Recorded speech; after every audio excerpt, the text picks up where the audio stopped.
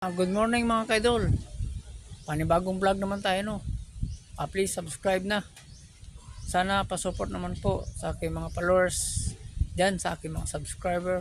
Sana huwag niyong kalimutan yung notification bell para updated kayo sa mga video. Mga idol, tingnan natin ang dagat kung maganda pa, kung masama pa ngayon panahon. Kaya sabi nila may darating daw na bagyo, bagyong Ramil. Tingnan natin ang laot kung baka may mga ulan-ulan or tara, let's go. Good mga idol, nandito po tayo ngayon sa baybay may darating naman mga idol nga masamang bagyo bagyong Ramil.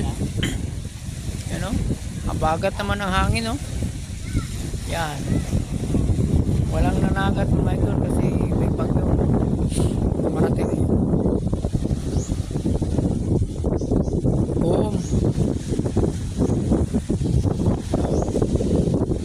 walang nanagat. Langit masama parang umuulan yan.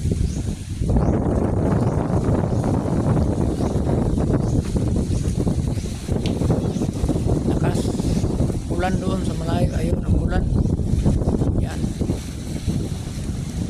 papunta dito ang ulan mga idol.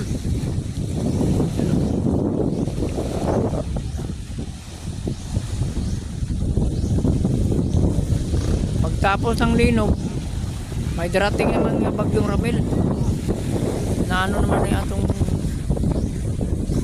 kalibutan.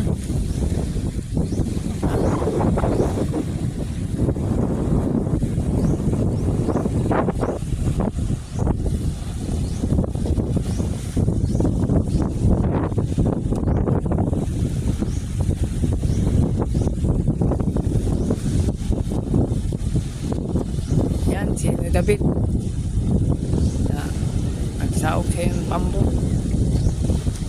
baka mamaya malakas ang alon. Payag namin mga idol yan, guba ng mga idol na nawasak to pag bagyo mga idol. Yan guba na yan ito yung payag namin mga idol. Sumulod ang dagat dito mga idol. Sumulod sa galing sa habagat. Bilis ang habagat mga idol doon sa dagat. Nasulod itong dagat dito sa aming bahay ng gamay. Yan doon pumuntang dagat doon mga idol. Mataas ang dagat. Yan. Guba. Yan dito.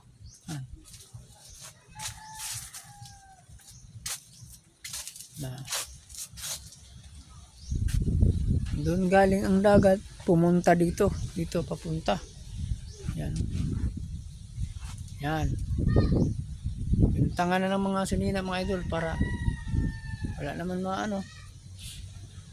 bili pa ako ng pag may pera, bibili pa ako ng amakan lang mga idol